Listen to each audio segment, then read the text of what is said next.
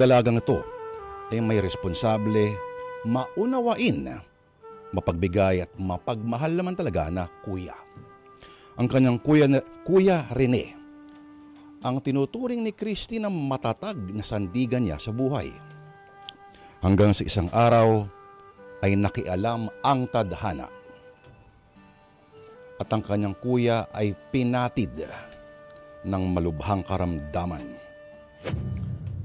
Mga kapatid, kung ano po ang magiging kapalaran nitong dalaga, kung siya ba'y madadamay sa pagkadapa ng kuya o siya ba'y babangon parang pamilya ay sa pataas kanyang mahila. Simulan na po natin sa Sana Lord, ang sinulat po ni Ginoong Vincent Manrique na istorya.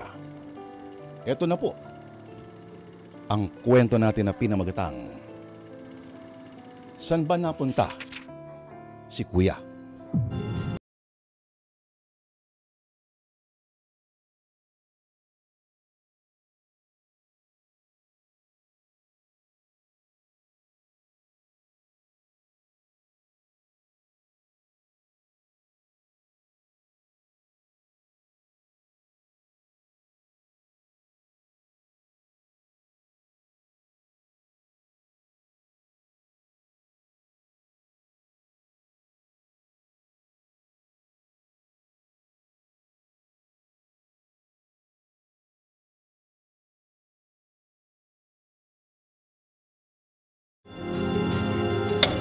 Oh, Rene, Celine, kayo pala.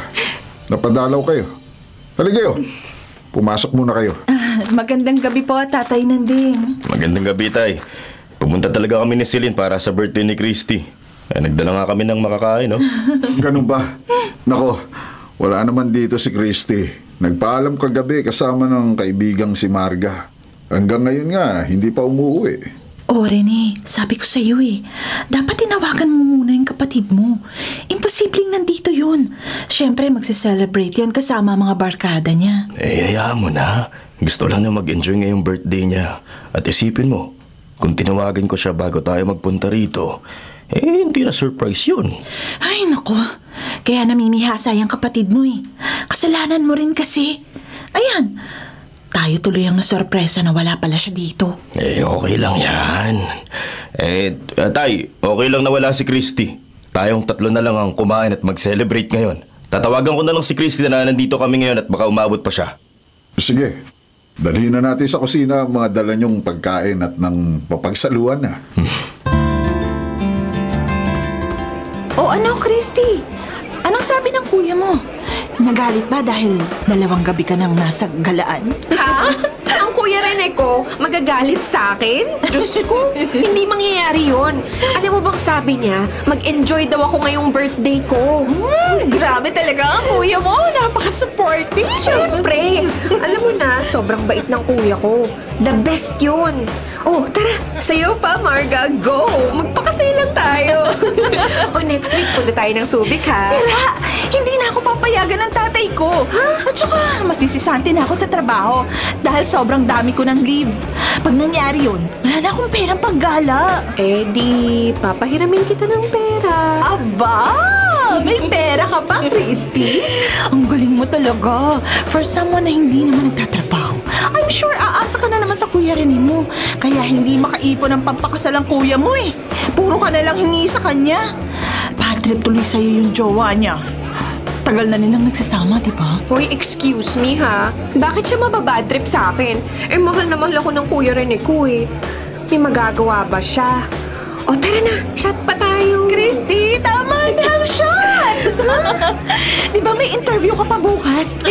Baka mapanghingi ka na naman sa alak. Di ka pa makapunta. Sige ka. Wala yan. Ayos lang yan. Kung hindi para sa akin ang trabaho yun, hindi. Hindi naman ako nagmamadaling magkatrabaho, no? Kaya shot pa tayo. Birthday ko naman, di ba? Lakas talaga ng tama mo, Christy. Sige, shot! Pero last na!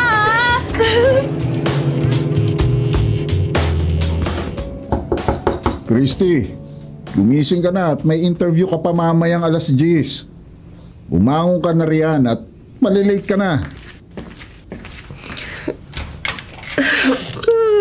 Tay, Naantok pa ako. Ang sakit ng ulo ko eh. Bakit po ba ang lakas niyong kumatok? Ikaw ang nagsabi sa akin noong isang araw na ipaalala ko sa'yo na may job interview ka ngayon. Nakalimutan mo na ba? Bakit kasi sobrang late ka na umuwi kagabi? Hindi mo na tuloy naabutan ng kuya rin mo. Hindi na po ako pupunta dun, Tay. Madami pa namang opportunity dyan eh. At si Kuya, nagkausap naman kami sa telepono. Hindi ka na naman sisipot? Aba, hindi ka ba nahihiya sa ate Silin mo at siya pa mismo ang nag-refer sa'yo doon sa tiyahin niya para magkatrabaho ka sa gobyerno? Tay, sinabi ko na po kay Kuya at okay lang naman daw sa kanya eh. Kung ang kuya mo ang tatanungin, lagi namang okay sa kanya lahat ng ginagawa mo. Pero Christy, 25 ka na. Kung hindi ka nahihiya sa kuya mo, maawa ka naman sa kanya. Lagpas na siya sa kalendaryo. Hindi pa rin makabuo ng sarili niyang pamilya dahil hanggang ngayon, tayo pa rin ang inaalala. Hindi ko rin naman siya pinipigilan mag-asawa. Hindi nga. Pero ano ba naman yung magsikap kang makahanap ng matino at pangmatagalang trabaho para kahit mga pangangailangan mo man lang ay masuportahan mo. Hindi yung lahat dito sa bahay, pati luho mo, kuya mo ang nagbibigay. Opo, Tay. Tama na, alam ko na yan. Paulit-ulit naman kayo eh. Tsaka hindi naman ako palaging kay Kuya Rene humihingi. Siya ang kusa nagbibigay. Huwag niyo namang sisihin sa akin yung pangit kong kapalaran sa trabaho. Hindi ko kasalanan kung lagi akong minamala sa trabahong napapasukan ko, no? Ay, nako, Christy. Tandaan mo, ikaw ang gumagawa ng kung anumang nangyayari sa'yo. Oo na, Tay. Aga-agang sermon. Christy. Akala ko ba gutom ka kaya ka nagyayang kumain. Bakit hindi ka naman kumakain at nakabusangot yung uso mo, pwede na sampayan. Ay, kasi Kuya si Tatay. Sinermonan na naman ako. Ang tanda na kasi kaya ang kulit. Ay, ganun talaga si Tatay. Hindi ka na nasanay. Makinig ka na lang sa kanya at huwag ka nang sumagot-sagot, ha? Alam mo namang tumataas ang presyon nun eh. Bawal yun ma-stress. Iniintindi ko naman siya, Kuya. Kaya sana intindihin din niya ako. Lagi niya akong pinapressure. Kulang na lang ang sabihin niyang pabigat ako.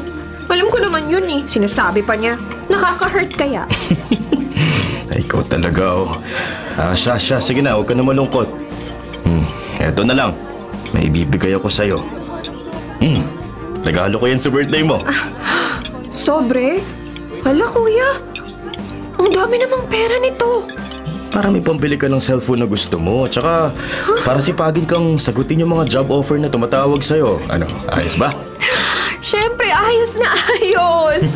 Salamat, Kuya. Ikaw talaga ang the best kuya sa lahat. The best kuya? Ako lang naman ang kuya mo. Siyempre, ako lang ang the best. Sige na, itago mo na yan at baka mawala pa yan eh. Kumain na tayo. Diyos ko, sobrang excited ko nang bumili ng cellphone. Makakain pa kaya ako nito? Ay, Christy, may bibigay pa nga pala ako sa'yo. Kaso, biglang nawala yung sobre ko sa bulsa eh. Asa na kaya yun? Ha? Sobre ba, Kuya? Hindi ba? Ibinigay mo na sa akin? Ito. Ay, oo nga, yan nga. Ay, binigay ko na nga pala sa'yo. Akala ko kasi hindi pa eh. Sige na, kumain na tayo. Hala, Kuya. Nagiging makakalimutin ka na. Mahal, sorry na. Hindi ko naman alam na gagabihin kami ni Christy eh. Sorry, hindi kita nasundo. Okay lang. Ano ba naman ang laban ko sa kapatid mo, di ba? Anyway, mahal, ito yung envelope na pinabibigay sa'yo ni John. Sabi niya, ikaw daw ang accountant na pinagkakatiwalaan niyang tumingin ito. John? Sino bang John at anong accountant? Si John Cruz! Yung kababata mo na nag-abroad at may business sa Manila. Hindi ba nag-dinner pa tayo kasama ang asawa niya last Saturday? Nakalimutan mo na ba? Ano ka ba? Pinangakuan mo pa nga na tutulungan mo siya eh. Talaga? Mahal, wala talaga kasi ako maalala na John ang pangalan eh. Huh? Tsaka, hindi ko rin maalala na nag-dinner tayo kasama sila. Kaya, Rene! Anong nangyayari sa'yo? May masakit ba sa'yo? Bigla sumagat yung ulo ko eh. Pero, hindi, sige, okay lang ako. Medyo kumirot lang talaga. Baka Kulang lang ako sa tulog. Napapansin ko nga na parang balisa ka nitong mga nakaraang araw. May problema ka ba? Madalas ka ring nagiging makalimutin at parang laging tinatamad. Okay ka lang ba talaga? Ayos lang ako, mahal. Halika, magpahinga na tayo. Siguro, kailangan ko lang tong itulog.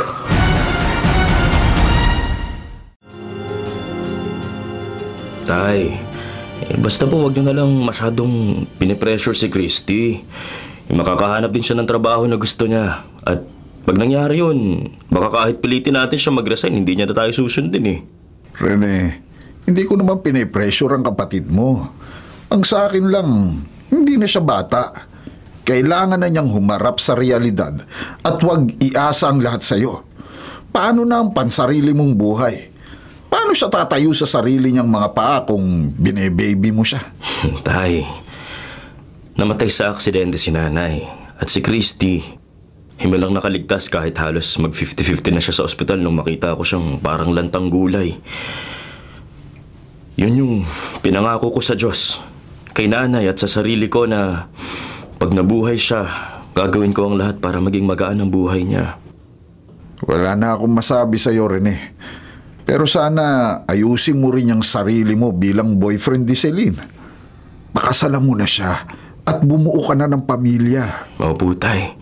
Yan naman talaga yung bala kong gawin eh. Teka lang. Sino ba tong tawag ng tawag? Kanina ko pa nakikitang nakarehistro ang pangalan niya sa screen pero di ko naman maalala kung sino siya. At kung bakit nasa kontak ko siya. Rene, hindi mo ba sasagutin ang telepono mo? Sino ba tumatawag sa'yo? Sabi dito, Mr. Wang daw eh. Sagutin mo. Tumatawag pala ang boss mo. Baka importante yan. Boss ko si Mr. Wang? Pero bakit hindi ko maalala? Ano ba talaga nangyayari sa akin? Kuya, sorry. Napasugod pa ako dito sa office mo. Kasi kailangan ko na ng pambayad dun sa babaeng ipapabarangay kami ni Marga eh. Hindi naman namin alam na scammer pala yung isa sa kausap namin. Pasensya na, kuya. Ikaw lang ang malalapitan ko eh. Promise, babayaran ka namin ni Marga. Sige na. Tumahan ka na. Okay lang. Basta, isettle mo na ang kailangan mong bayaran para wala nang manggugulo at tawag ng tawag sa'yo, ha? Teka nga. Eto, andyan sa sobre yung cash. At para sigurado, humingi ka ng resibo ha. Yung kasulatan na nagbayad na kayo. Oo, kuya. Pasensya na talaga ha. Thank you dito. The best ka talaga. Ikaw na ang pinakamabait at pinakagwapong kuya. Nambola ka pa. Ay, teka nga, may masasakyan ka na ba?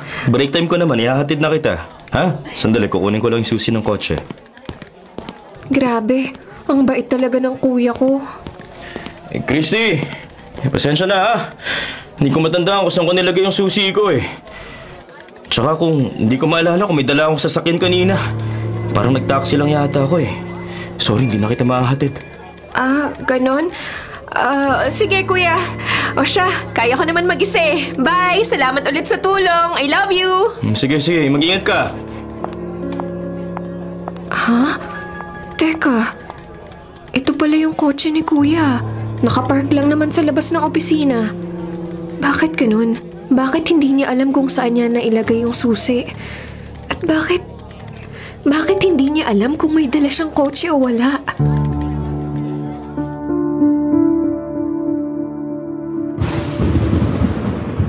Grabe naman si Rene. Hindi ba niya alam na anniversary namin ngayon?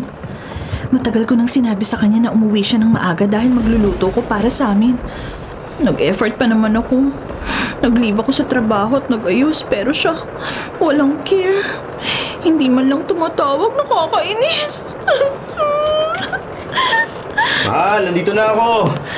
Ay, grabe ang traffic. Biglang umulan eh. Tapos nawala pa yung cellphone ko. Oo, mahal. Bakit hindi ka kumikibo? Ano to? Ay, anniversary ba natin ngayon?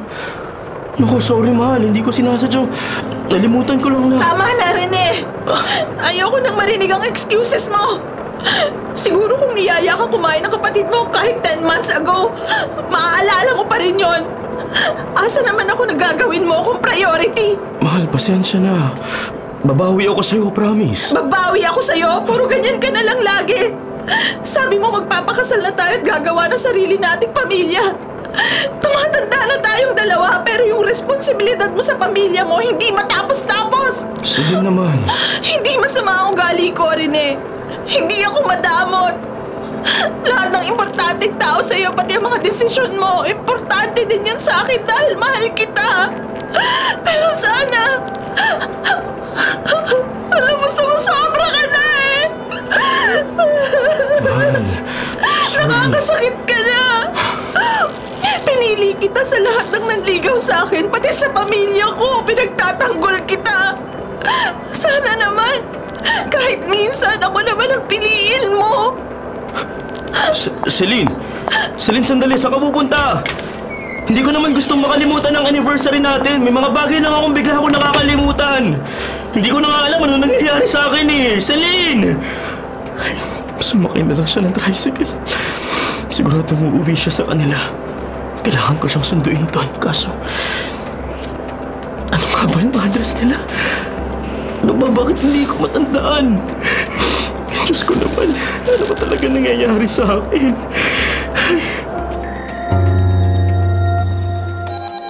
Ha? Tumatawag si Kuya pero yung lumang number niya yung gamit niya. Bakit kaya? Hello, Kuya Rene? Ikaw ba to? Ha? Oo, Christy, ako nga to. Hindi ko makita yung cellphone ko kaya itong lumang phone ang gamit ko. Teka, nasa ka ba? Nasa bahay ka ba? Wala ako sa bahay, Kuya. Nandito ako sa final interview ng company na in-applyan ko. Okay ang sahod dito kaya gusto ko talagang ma-hire. Dito rin nagtatrabaho si Marga eh. Talaga? Sana nga matanggap ka. Ako ang unang magiging masaya para sa'yo, Christy. Diba, sabi ko naman sa'yo eh, basta magtiwala ka lang sa sarili mo, magtatagumpay ka.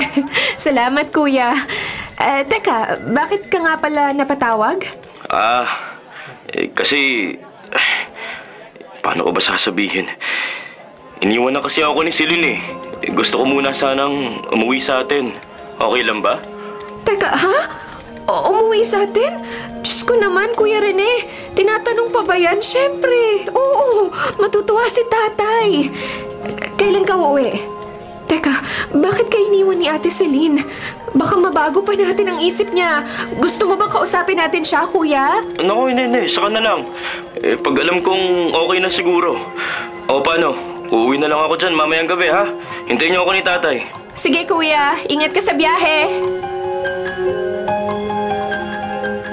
Diyos ko, nasaan na kaya si Kuya Rene? Sabi niya uuwi siya rito kagabi. Hindi naman siya dumating.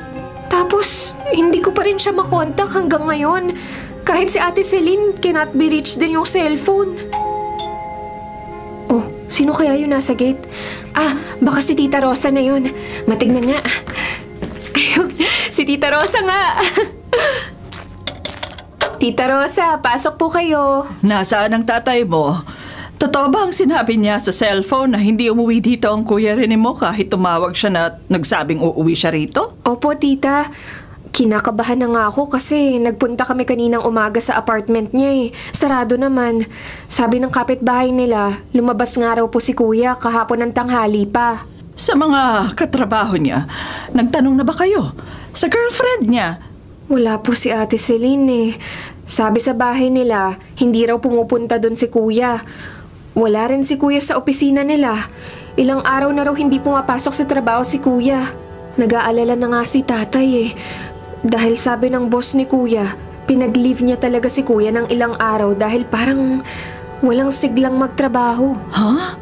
Ano bang nangyari sa Kuya Rene mo? Hindi ba masipag naman siya kaya nga lagi siyang napopromote? Ang tatay mo, nasan? Nag-report na po sa police station kasi mahigit 24 hours nang nawawala si Kuya eh. Nakiusap na rin ako sa kaibigan kong si Marga na tulungan kami sa paghahanap kay Kuya. May mga connection sila na maaaring makatulong sa amin.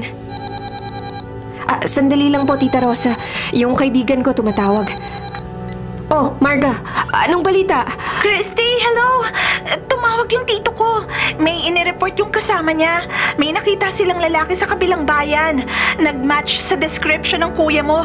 Kaso, wala raw matandaan na kahit ano yung lalaki, kaya siguro naligaw. Ha?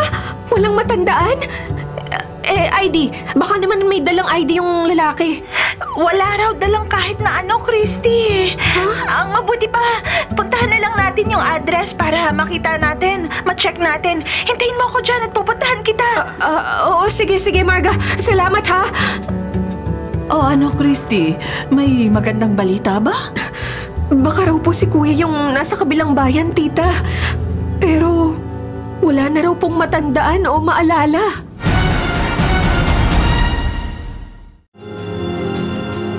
Dito tayo, Christy. Nandito yung lalaki. Nakita lang daw nila na pagala-gala sa kalye. Hindi matandaan ang sariling pangalan at hindi rin alam kung saan pupunta. Maayos naman daw ang itsura. Pero parang hindi maintindihan ang mga tinatanong sa kanya. Nasaan na siya? Kinakabahan ako, Marga.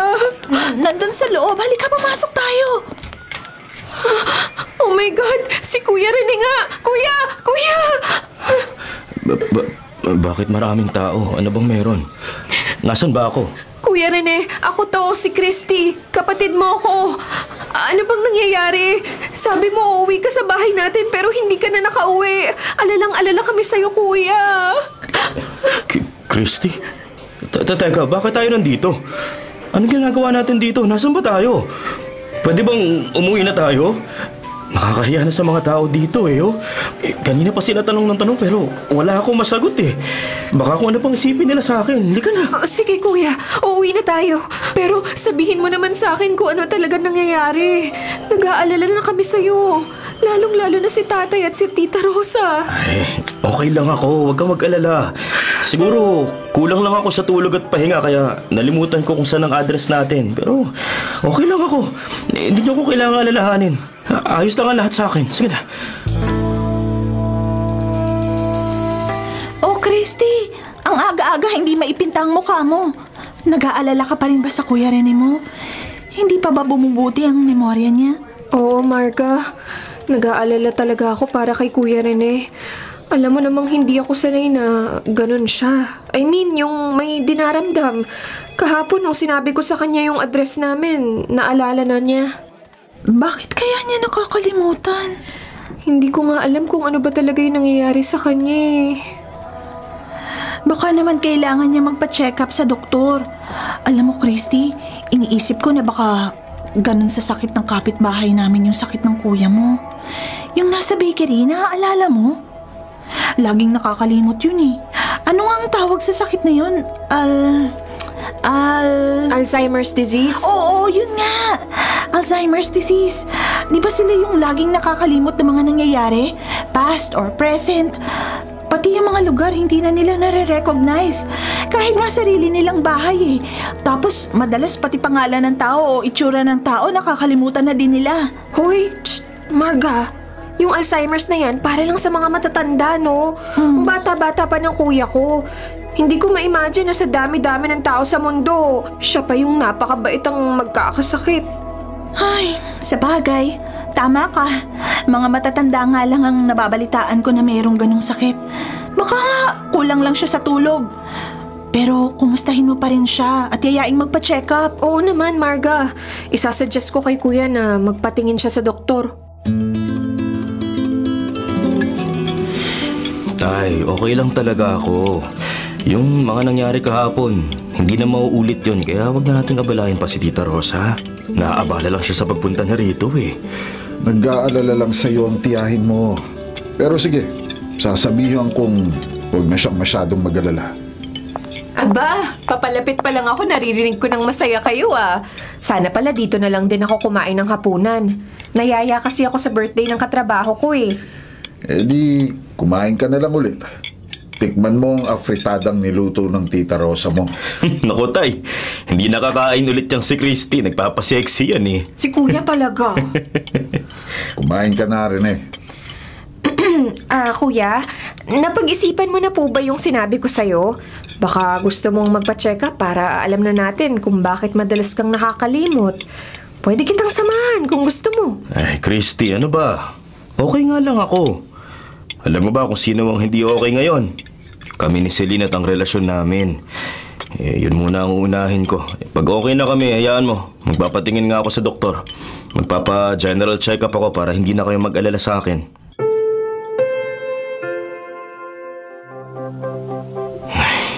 ba nangyayari sa akin? Bakit hindi ko maalala kung ano yung dapat kong gawin dito sa trabahong pinadala sa akin? Tsaka, maraming bagay na akong hindi maalala.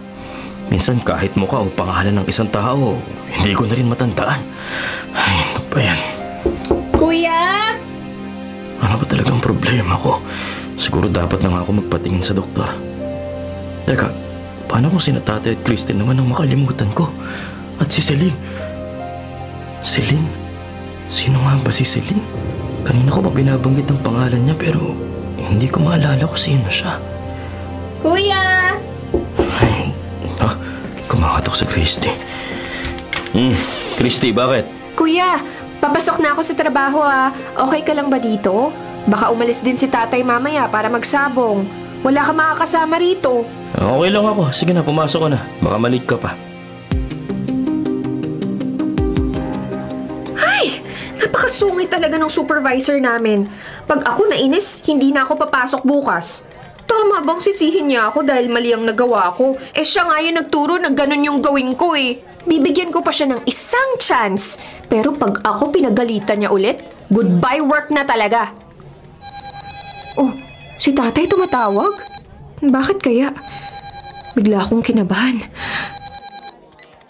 Hello, Christy. Ang tatay mo to. May problema tayo dito sa bahay. Hello, Tay? Bakit po? Ano nangyari? Umalis kasi ako, Christy. Pagbalik ko, nakita ko ng kuya Rene mo. Hindi niya ako nakikilala. Kahit anong paliwanag ko, hindi niya matandaan kung sino ako. Akala niya kung sino lang akong estranghero na pumasok sa bahay. Kaya nagalit siya at hinabol ako. Buti, dala ko ang cellphone ko. Ano? Christy, hindi na normal ang nangyayari sa kapatid mo. Mukhang may sakit talaga siya. Umuwi ka na ngayon. Baka sakaling makilala ka niya para kumalma naman siya. Umuwi ka na. Bilisan mo. Opo, sige po, Tay. Uuwi na po ako agad.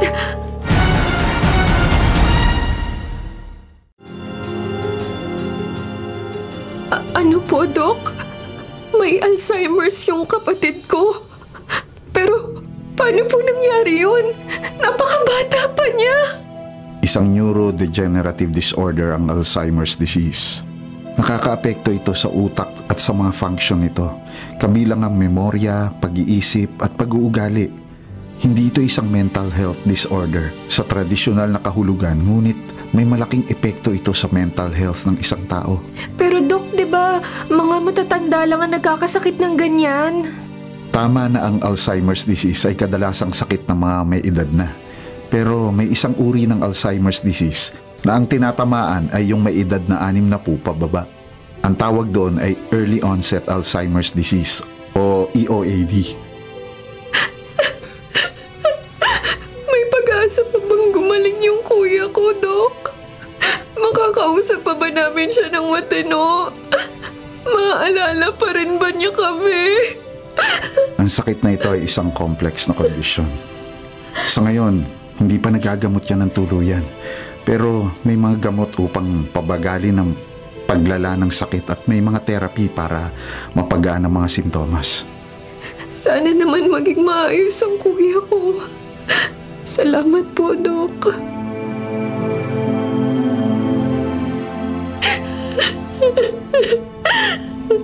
Bakit si kuya pa ang nagkasakit ng ganun? Bakit siya pa? Christy, umiiyak ka pa rin ba? Baka ikaw naman ang magkasakit niyan. Kumusta nga pala ang kuya at ang tatay mo? Si kuya po, natutulog. Halos ngayon lang umepekto yung gamot na ibinigay sa kanya ng doktor para makatulog siya. Kasama raw po yun sa magiging problema ng isang taong may Alzheimer's disease. Si tatay naman, nagkaroon lang ng galo sa kamay nung sinugod siya ni Kuya Rene. Ay, Diyos ko. Bakit ba kailangang danasin ito ng kuya mo? Napakabait pa naman ni Rene. Opo, tita. Hanggang ngayon, hindi po ako makapaniwala. Kay kuya ako kumukuha ng inspirasyon at lakas eh. Lagi akong nakaasa sa kanya. Hindi ko kaya makita siyang ganyan. Minsan daw, nagiging agresibo at iritado ang mga may Alzheimer's. Anong gagawin ko? Kawawa naman si Kuya. Christy, ngayon ka dapat magpakatatag. Kailangan ka ng Kuya Rene mo at ng tatay mo. Ngayong mahina na ang Kuya Rene mo, sa'yo naman siya kukuha ng lakas. Kaya mo yan, Christy. Narito lang ako para sa inyo. Manalig ka sa Diyos. Hindi niya tayo pababayaan.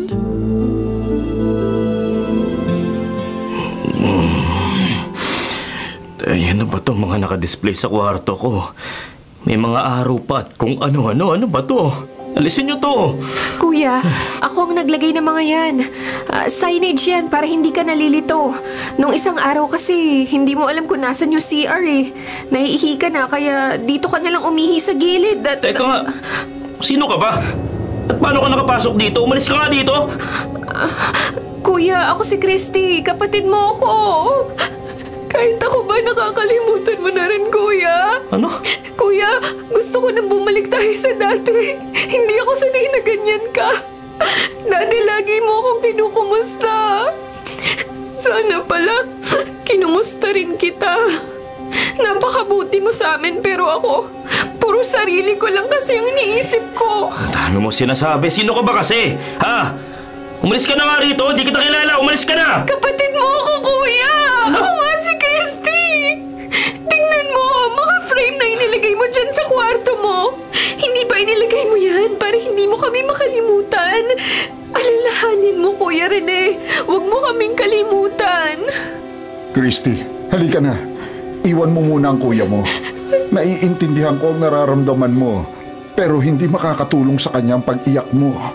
Sabi nga ng doktor, kung ngayon ay naririnig pa natin siyang magsalita ng maayos, darating ang araw, mahihirapan na siya. Maging sa pagbabasa at pagsusulat. Christy, nasasaktan din ako sa nangyayari sa kuya mo. Maraming beses kong hiniling sa Diyos na sana ako na lang ang magkasakit ng ganyan. Pero nariyan na yan. Suportahan na lang natin ang kuya mo. Naiintindihan mo ba ako, Christy? Opo, Tay. Mahal na mahal ko si Kuya. Hindi ko siya pababayaan gaya ng hindi niya pagpapabaya sa atin noon. Christy, sigurado ka ba sa gagawin mo? Ha? Baka magalit lang sa yung Celine na yun pag nakita ka niya rito sa harap ng bahay niya. Okay lang sa akin kahit magalit siya. Ang mahalaga malaman niya kung ano ang kondisyon ng kapatid ko. Pero di ba naghiwalay na sila bago pa na-diagnose ang sakit ng kuya mo? So, para saan pa ang pagpunta natin dito? 7 years silang may relasyon. 5 taon din silang nag-live-in. Karapatan niyang malaman ang lahat. Naniniwala ako na gusto rin ni Kuya Rene na ipaalam sa ex niya ang kalagayan niya ngayon. Ay naku, ikaw na ang bahala. Good luck na lang sa'yo. Sige, hihintayin na lang kita dito sa sasakyan. Sige na, Marga. Magdo-doorbell ulit ako.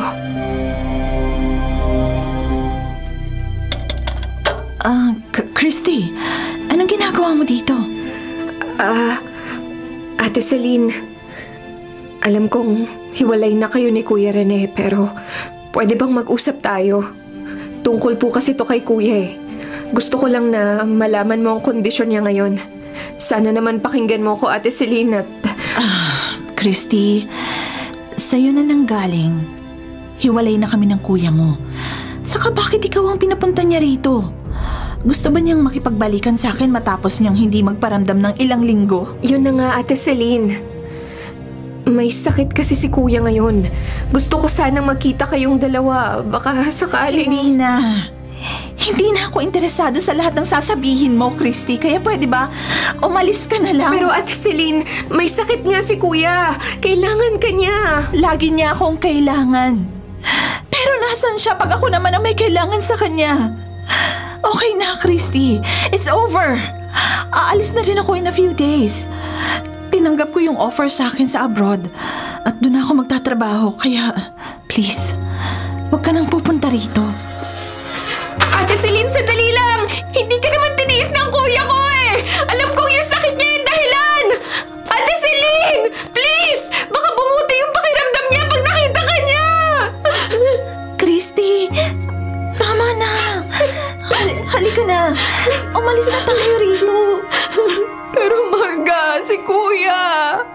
Ginawa niya ang lahat para sa akin pero wala akong magawa para sa kanya. Christy, nariyan kayong pamilya niya. Ang importante, wala ni isa sa inyong sumuko, okay?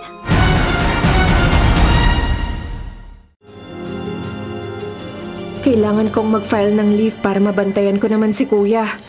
Masyado ko nang naaabala si Tita Rosa para may kasama sa bahay si Kuya eh. Nakakahiya naman. Kaso, pag nag-leave ako ng matagal, baka palitan na ako ng supervisor namin. Hindi ako pwedeng mawalan ng trabaho ngayon. Oh, ano? Sasama ka ba bukas kina Jonah? Gusto kasi nilang mag-unwind. Sobrang stress na siguro sa trabaho. Nako, pass muna ako, Marga. Alam mo naman, kailangan kong umuwi ng maaga eh. Hindi na ako yung dating happy-go-lucky na babae. Kailangan ko ng perang panggastos para sa pamilya ko. Hindi na pwedeng wala akong silbi ngayon. Sa akin naaasa ang pamilya ko. Tignan mo nga, ngayon pa lang tumatawag na si Tita Rosa. Sandali at sasagutin ko lang hello, Tita Rosa? Christy, Diyos ko, umuwi ka na. Ang tatay mo bigla na lang nawala ng malay. Eto, papunta na kami sa ospital. Puntahan mo ang kuya mo sa bahay at iniwan ko siyang natutulog. Bilisan mo, Christy! Diyos ko, sige po, Tita. Uuwi na ako ngayon. Diyos ko, ano bang mga pagsubok to? Diyos ko! Marga, pasok ka, halika. Buti nakadalaw ka. Dapat nga kahapon pa eh. Kaso toxic sa opisina. Hindi ako makaalis. At least ngayong Sunday, sure na mapupuntahan kita. Eto nga pala, may dala akong pagkain. Alam ko na nagbantay ka pa sa ospital kagabi, kaya wala ka ng time magluto. Kumusta si Tatay Nanding? Si Tatay, na-stroke siya. Buti na agapan. Binabantayan siya ngayon ni Tita Rosa. Ang kuya rin mo, kumusta naman siya? Ngayon, nasa kwarto niya. Tahimik lang at malayo yung tingin. Marga, nakikitaan ko na siya ng mga sintomas na sinabi ng doktor. Parang hindi na siya nagiging okay. Lalo siyang nagiging makakalimutin. Naiwawala niya yung mga gamit niya. Hirap na rin siyang magsalita. Nalilito siya sa oras, lugar at mga tao. Akala ko ba nagkagamot siya? May mga gamot para ma-manage yung mga sintomas pero wala pa talagang gamot sa sakit niya eh. Alam mo, Marga, tuwing nakikita ko si Kuya Rene sa ganyang kalagayan, tapos wala akong magawa, naiiyak talaga ako. Bakit kailangang mayari to sa amin? Christy, malalampasan niyo ito. Wala tayo sa posisyon na questionin ng Diyos. Hindi natin siya dapat sisihin. Kumapit ka sa Kanya at maniwala. Tumawag ka sa Kanya. Siya lang ang makakatulong sa'yo. Siya lang.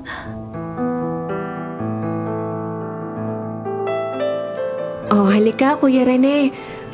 Maupo ka rito. Ito ang simbahan. Tahanan to ng Panginoon.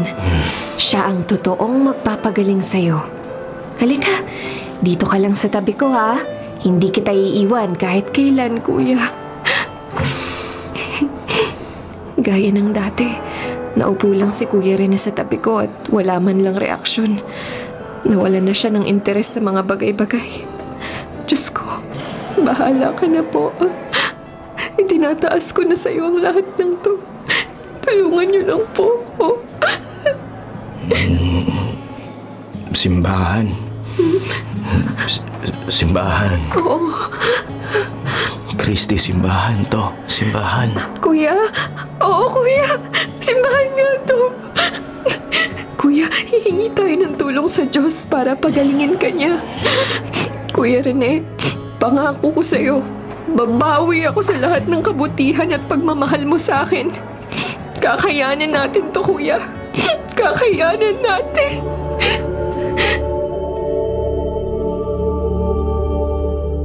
Christy, gabing-gabi na.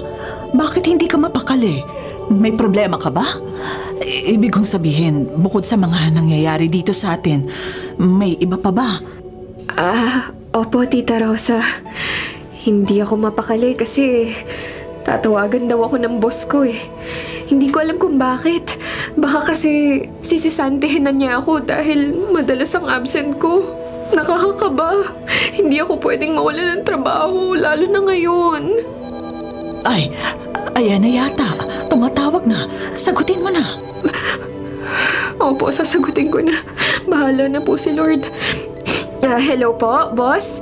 Boss, wag mo naman akong tanggalin sa posisyon ko. Kailangan ko ang trabahong to. Pangako, pagbubutihin ko. Mas pagbubutihin ko pa. Hindi ako magre-resign kaya please. Ano po? Kasali ako sa promotion? Totoo po to, boss? Okay po, boss. Pinakaba mo naman ako. Salamat, boss. Yes, boss. Pupunta ako sa meeting. Salamat po. Bye-bye. Oh, ano raw? Promotion ba? Opo, tita.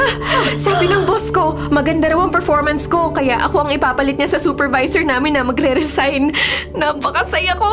Sigurado magiging masaya si tatay para sa akin. At si kuya rin kung may intindihan lang niya mga nangyayari. Abay, oo naman. Siguradong masayang-masaya sila. Ako rin, Christy. Naku, ang galing mo. Pag naniwala ka sa sarili mo, magtatagumpay ka. Yan din ang sabi ko sa'yo dati sa kuya rin mo. Opo, tita. Sandali lang po ha. At sasabihin ko sa kanilang magandang balitang to. Hello, Tita Rosa? Kumusta po dyan? Gising na po ba si tatay? Kumain na ba siya? Si kuya rin anong ginagawa? Ay, nako, ayos naman sila. Huwag mo silang alalahanin. Galingan mo dyan sa trabaho mo, ha, Christy? Opo, tita. Basta yung pinto, huwag niyo pong kalimutang ilak.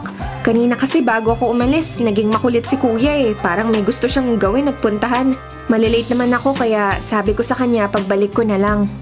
Huwag kang mag-alala at lagi kong chinecheck ang mga pinto, mga bintana, pati na yung harang sa may hagdanan. Nagpapahinga rin ang tatay mo. Ayos naman ang blood pressure niya. Ay, salamat naman kung ganon. Paano na lang kami, tita, kung wala ka dyan? Baka hindi ko man lang magawang magtrabaho para kumita ng panggastos namin. Ay nako, wag mo nang isipin yon. Para saan pa ang pagiging matandang dalaga ko kung hindi ko aalagaan ang kapatid ko at ang pamangkin ko? Salamat po ulit, tita, ha. Tatawag na lang ulit ako mamaya. Oh, Christy! Halika na sa meeting! Makinig kang mabuti, ha? Ito ang magiging unang project mo bilang supervisor. Kaya galingan mo. Naku, Diyos ko. Pag pala nagseryoso ka, magaling ka pala talaga. Ay, naku, Marga. Grabe ka sa akin, ha? Halika na nga at baka nandun na si boss.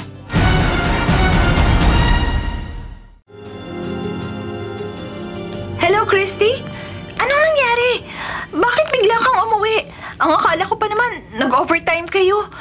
Hindi pa nga uwian, no? Marga, umuwi ako kasi ayaw sumagot ni Tita Rosa Iba talaga yung kaba ko. Pasensya ka na, ha? Ipaliwanag mo na lang sa kanila. Mahalaga yung trabaho ko pero mas mahalaga ang pamilya ko. Marga, tatawag na lang ulit ako sa iyo, ha? Malapit na ako sa gate namin Bakit parang ang daming mga tao sa loob ng bahay namin? Nakaparada pa sa labas ang sasakyan ng barangay. At bukas ang gate namin. Ay, lalo akong kinakabahan. Ayun si Tita Rosa. Tita Rosa! Tita! Christy! Mabuti at nandito ka na. Bakit po? Anong nangyari? Bakit may mga taga-barangay? Tsaka, bakit hindi ko kayo matawagan kanina, tita? Yun na nga, Christy. Malaking problema. Ang kuya Rene mo nawawala. Nagpunta lang ako sandali sa kwarto ng tatay mo para iligpit yung pinagkainan niya. Pagbalik ko, bukas na yung pinto. Tapos wala na ang kuya Rene mo sa kwarto niya. Diyos ko! Paano nangyari yun? Paano natutunan ni Kuya Rene ang lumabas? Saan kaya nagpunta si Kuya? Hindi pa naman niya kayang umuwi mag-isa. Maliligaw siya at baka mapahamak. Hanapin na natin siya kaagad. Christy, saan ba natin hahanapin ang kuya mo? Kung may mangyayaring masama sa pamangkin ko, talagang hindi ko mapapatawad ang sarili ko. Tita, umiikot na sa buong lugar natin ang mga barangay tanod. Huwag po kayo mag-alala. May naisip akong lugar kung saan ko hahanapin si Kuya. Dito ka po muna sa bahay at pakitignan si tatay. Hindi pa niya alam ang nangyari. Mas okay na yun para hindi siya mag-alala. Baka tumaas pa ang presyon niya. Sige, Christy. Ako na ang bahala rito. May awa ang Diyos. Makikita natin ang kuya mo. Opo, tita. Aalis na po muna ako, ha? Hindi ako titigil hanggat hindi ko nakikita si Kuya Rene. Sana hindi pa siya nakakalayo. Sana ligtas siya. Ang sabi ng mga taga-barangay, tatawagan nila ako pag nakita na nila si Kuya. Pero hanggang ngayon wala pa silang update. Nasa ka na ba kasi, Kuya? Bakit ka umalis ng bahay? Sana lang tama ang iniisip ko na pupuntahan mo ang dati niyong apartment.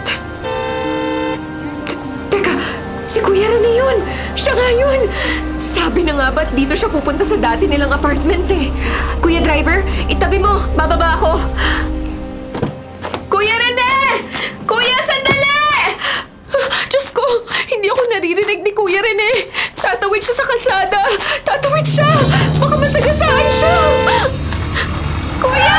Sandali! Wag! Hoy! Ano ka ba? Kung magpapakamatay ka, huwag ka mandamay! Sasakyan? Sasakyan? Diyos ko! Kuya! Pasensya na po kayo! Pasensya na po! Diyos ko, Kuya! Salamat! Hindi ka nasaktan! Hindi ko alam ang gagawin ko kung may nangyaring masama sa'yo. Salamat at ligtas ka! Sana hindi na kita iniwan kanina. Ako to, Kuya. Si Christy. Kapatid mo ako. Christy? Oo. Christy. Kapatid kita. Kapatid. Oo, tama ka, Kuya. Kapatid mo ako. Kuya Rene, alam kong gusto mong bumalik dito sa apartment niyo. Kaya ito, dinala ko na rin ang susi nito.